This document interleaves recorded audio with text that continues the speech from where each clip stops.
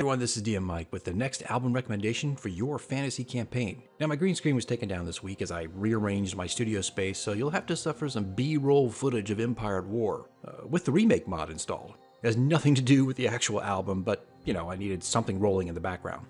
By the way, if you haven't played Empire at War, I highly recommend it, and the mod makes it look stunning. But anyways, let's get to the album. This is by far a must-have. This is Lair by John Debney, who in my mind should be writing Star Wars music. This is one of those rare instances where the soundtrack overshadowed the game it was based on. Lair was released in 2007, was a PS3 exclusive, and apparently, according to the reviews, was a mess of a game that had a lot of hype but ultimately did not deliver. However, the soundtrack went on to be praised by the media and set a new bar in video game music. I had never played the game but stumbled across the soundtrack by accident on iTunes. I listened to the sampled tracks, enjoyed what I was hearing, and made the purchase. And it soon became a soundtrack I was listening to on a regular basis and has found a permanent home in my D&D campaigns, including my D&D Radio Dramas. Now there are actually two versions of this soundtrack you can purchase. First up is the original soundtrack, which you can buy digitally on iTunes for about $9.99. And that's basically it. Amazon does not have a digital copy of the soundtracks, so if you want it digitally, iTunes is really your only bet. There is, however, another version of the album. It's the limited edition set released by La La Land Records in 2014. Now this version has 2 CDs and 39 tracks. That includes the original score, linear notes, and previously unreleased music. It is a wonderful set that includes a lot of music. The limited edition release, however, is sold out at La La Land Records and is currently available on Amazon, but for a pretty hefty price, currently sitting at $42.99. But there is good news here. Another site called Screen Archives has the limited edition in stock, and it's $19.95 with about $7 in shipping, since you're not dealing with Amazon Prime. But regardless, it's almost a $25 saving over what Amazon is charging. Now this is just for the collectors, of course. The original soundtrack is wonderful and perfect, but if you want a little extra, then I'd recommend to head on over to Screen Archives and pick it up before it's too late. But let's break down what this soundtrack has to offer your campaign. Now for the sake of brevity, I'm going to mainly break down the original soundtrack since this is what most people will lean towards and purchase. As I talk about the CD, I will post the track numbers below so you can keep an eye on what tracks to use for different scenarios.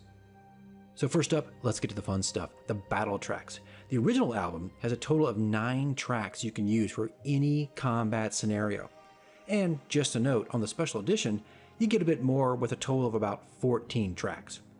Either way, this is an album that has a good quantity of combat music, and it's very cinematic music too, and will make combat very immersive at the table. You're guaranteed to get an adrenaline rush once a few of these tracks get going, that's for sure, you and your players. Now digging a bit further, I'm going to highlight some of the remaining tracks in the original album to see how we could use them in certain contexts. I'm going to keep it pithy, so this will be a bit of a rapid fire as we go through. Again, this is to give you just a general idea of how you can use certain tracks and themes for scenarios that happen at your table.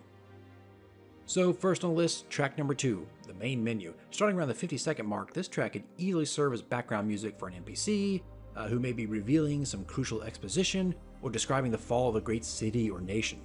Track number 3 could be used as battle music, but also as a great piece for a thematic march, grand armies taking the field, that kind of thing. Track number 4, Funeral Pyre. Pyre? Never know how to say that. Well, this is one that has an application right in the title.